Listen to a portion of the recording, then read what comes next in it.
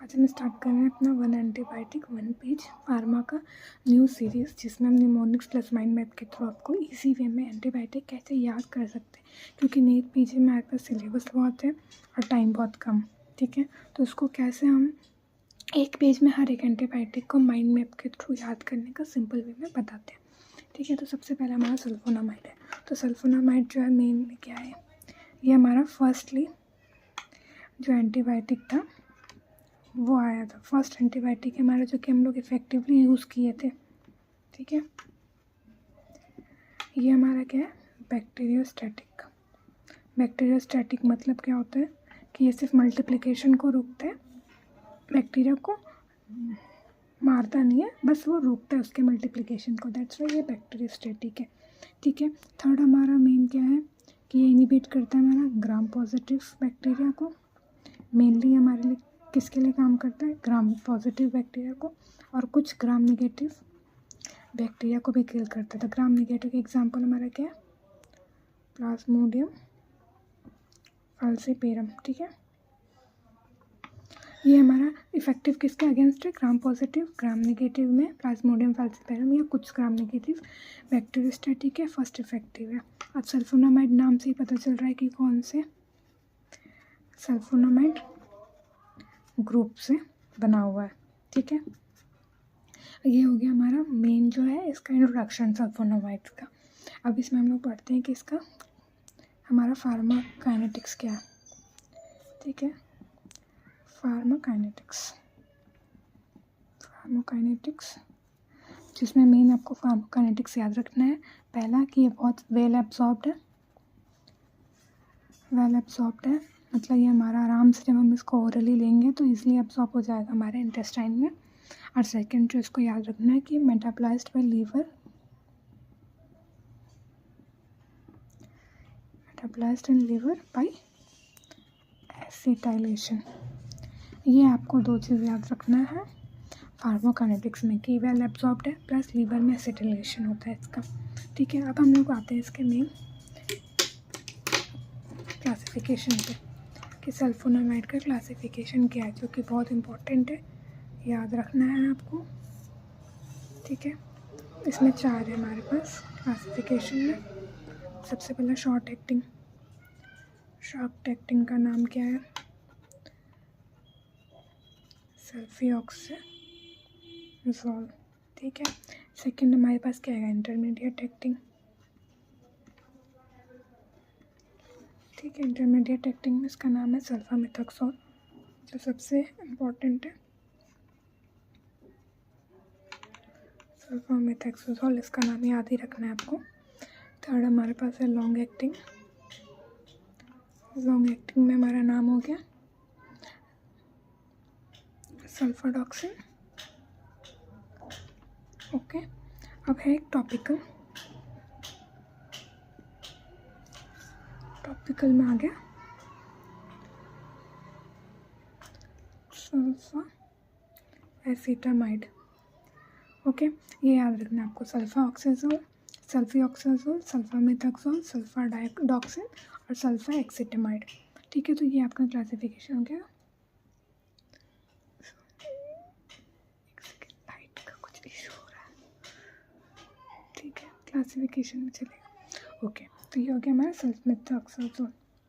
अब इसका हम लोग मैकेनिज्म ऑफ एक्शन पढ़ते हैं कि क्या है। मैकेनिज्म ऑफ एक्शन हो गया हमारा इसमें। सल्फोनामाइड जो है वो क्या है, सिमिलर टू हमारा है पावा। कैसे, जो हमारा फॉलिक एसिड सिंथेसिस होता है तो उसमें क्या होता है, पावा जो है वो कन्वर्ट होता है हमारा डाइहाइड्रोफॉलिक एसिड में।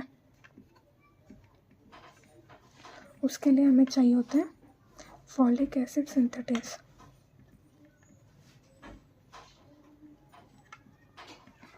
ठीक है, तो सल्फोनामाइड क्या करता है, नेगेटिव। सल्फोनामाइड हमारा फॉलिक एसिड सिंथेटेस को रोक देता है, जिसकी वजह से हमारा कोई भी फॉलिक एसिड का सिंथेसिस नहीं होता है। अब आप बोलेंगे कि ये तो बैक्टीरिया पे काम करेगा तो सेल पे भी काम कर सकता है, लेकिन नहीं, हमारा ह्यूमन सेल जो है वो हमारा फॉलिक एसिड का सिंथेसिस नहीं करता है। ठीक है। तो जब ह्यूमन सेल फॉलिक एसिड का सिंथेसिस नहीं करता तो हमारे ह्यूमन सेल पे काम नहीं करेगा, वो सिर्फ बैक्टीरिया के फॉलिक एसिड सिंथेसिस पे काम करेगा, जिसकी वजह से उसका मल्टीप्लिकेशन नहीं होगा। तो जब मल्टीप्लिकेशन नहीं होगा तो क्या होगा, बैक्टीरियोस्टैटिक है, तो हमारा वो दवाई का हमारा काम क्या है, बैक्टीरियोस्टैटिक काम है, तो वो हमारा रुक जाएगा, बैक्टीरिया का मल्टीप्लिकेशन नहीं होगा। अब हमारे पास नेक्स्ट जो है वो है, अब हम उसका देखते हैं एडवर्स इफेक्ट क्या है। ठीक है, एडवर्स इफेक्ट हमारा क्या क्या है। ठीक है, इसको याद करने का मेरे पास बहुत बेस्ट है GK इन CHS, GK इन CHS, ये याद रखिएगा आप। G फॉर क्या हो गया हमारा, G6PD डेफिशिएंट पेशेंट में करता है। ठीक है, हेमोलाइसिस, ये हमारा सबसे पहला हो गया कि G6PD पेशेंट में हमारा हेमोलाइसिस करता है। G4 K फॉर क्या है, कर्नेक्टस। कर्नेटक्स क्या होता है कि इन्फेंट में जॉन्डिस करना। ठीक है, इन्फेंट में जॉन्डिस, ये कैसे होता है, हमारा जो सल्फोनामाइड है वो बिलिरुबिन को वहाँ से डिस्प्लेस करके खुद आ जाता है, जिसकी वजह से बिलिरुबिन डिस्प्लेस करते हैं, जिसकी वजह से बिलिरुबिन क्या करता है, ब्लड ब्रेन बैरियर को क्रॉस करते हैं, और जिसकी वजह से हमारा कर्नेक्टस होता है। ठीक है, तो ये हो गया हमारा सेकेंड। अब थर्ड हमारा क्या है, C फॉर क्या हो गया, crystalluria. H for haematuria. ठीक है, और लास्ट हमारा क्या है, S for Steven Johnson syndrome.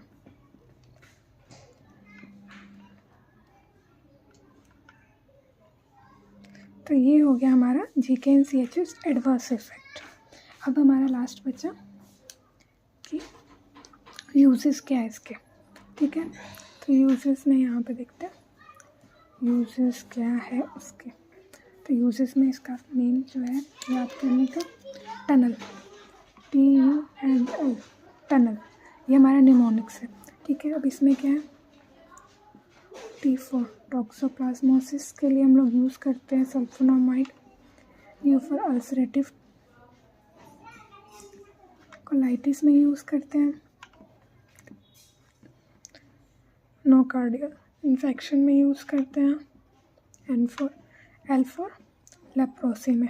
Leprosy में डेप्सोन जो है हमारा हम यूज़ करते हैं, वो एक सल्फोनामाइड है। ठीक है, जो कि मेन हमारा DOC है, ड्रग ऑफ चॉइस है लेप्रोसी के लिए, डेप्सोन। तो सल्फोनामाइड में हमारा डेप्सोन है मेनली, जो हम लोग यूज़ करते हैं लेप्रोसी में। ठीक है, तो ये हमारा हो गया मेन सल्फोनामाइड के बारे में जितनी भी चीज़ें हमें जाननी है। और इसमें भी सबसे मेन जो है हमारा ये है, जो मैं रेड पेन से लिखती हूँ, कि इसको हम लोग प्रेगनेंसी में नहीं देते। क्यों नहीं देते मैंने आपको बताया, क्योंकि ये ब्लड ब्रेन यूरिया को पास करते, इसलिए ये हमारा कॉन्ट्रा इंडिकेटेड है इन प्रेगनेंसी एंड इन्फेंट और प्रेगनेंसी में कॉन्ट्रा इंडिकेटेड है, हम नहीं देंगे सल्फोनामाइड। तो ये हो गया हमारा सल्फोनामाइड। ब्रीफ में देखते हैं कि है क्या। सल्फोनामाइड जो है हमारा क्या है, सिंथेटिक ग्रुप प्रेजेंट है इसमें। ठीक है, उसके बाद सेकंड ये है, फर्स्टली एंटीबायोटिक इफेक्टिवली यूज़ किया गया है वो है, ये बैक्टीरियोस्टैटिक होता है हमारा। इसका फार्माकाइनेटिक्स हमने क्या देखा कि ये वेल एब्जॉर्ब्ड है और एसिटाइलेशन होता है इसका लीवर में। सेकंड हमने देखा ये ग्राम पॉजिटिव के अगेंस्ट इफेक्टिव है, ग्राम नेगेटिव में प्लाज्मोडियम फॉल्सिपारम के अगेंस्ट है। ठीक है, तो मेन आपको याद रखना है बैक्टीरियोस्टैटिक है, ग्राम पॉजिटिव ग्राम नेगेटिव के अगेंस्ट इफेक्टिव होते हैं। अब इसका हम लोग क्लासिफिकेशन देखते हैं। क्लासिफिकेशन में शॉर्ट एक्टिंग है, intermediate, long acting, topical. Short acting में सल्फेक्साजोल, इंटरमीडिएट में सल्फामेथेक्साजोल जो कि बहुत ही इंपॉर्टेंट है, लॉन्ग एक्टिंग में सल्फाडॉक्सिन, टॉपिकल में सल्फाएक्सिटामाइड। ठीक है, अब हमारा आता है एडवर्स इफेक्ट। एडवर्स इफेक्ट हमने बताया, आपको याद रखना GK in CHS। G for G6PD in deficient patient in haemolysis, मतलब G6PD डेफिशिएंट पेशेंट में हेमोलाइसिस कराते हैं। कंडक्टेंस कराता है हमारा, जैसे सल्फोनामाइड क्या है, बिलिरुबिन को अपने प्लेस से डिस्प्लेस कर रहा है, जिसकी वजह से वो ब्लड ब्रेन बैरियर को क्रॉस करता है, जिसकी वजह से कंडक्टेंस होता है। इसी वजह से हम लोग इसको प्रेगनेंसी इन्फेंट में भी कॉन्ट्रा इंडिकेटेड, ठीक है। C for crystalluria, H for haematuria, S for Steven Johnson syndrome, ये हमारा एडवर्स इफेक्ट हो गया। अब हमें यूज़ कैसे है, यूज़ का हमने क्या बताया, tunnel, TUNL, T for toxoplasmosis, U for ulcerative colitis, nocardial infection, L for leprosy. Leprosy सबसे इम्पॉर्टेंट है इसमें, और उसमें हम लोग कौन सा देते हैं, डेप्सोन ड्रग देते हैं इसको। ओके, अब मैकेनिज्म ऑफ एक्शन बहुत सिंपल है। पाबा से डाइहाइड्रोफोलिक एसिड में कन्वर्ट कराता है हमारा फॉलिक एसिड सिंथेटेज, तो फॉलिक एसिड सिंथेटेज पे हमारा ये काम करेगा, तो इसके वजह से क्या होगा, फॉलिक एसिड का सिंथेसिस नहीं होगा तो मल्टीप्लिकेशन नहीं होगा। मल्टीप्लिकेशन, और ये हमारे ह्यूमन सेल पे क्यों नहीं इफेक्टिव होते, क्योंकि ह्यूमन सेल जो है वो फॉलिक एसिड नहीं सिंथेसिस करता है, ठीक है। तो ये हो गया हमारा इन ब्रीफ सल्फोनामाइड्स।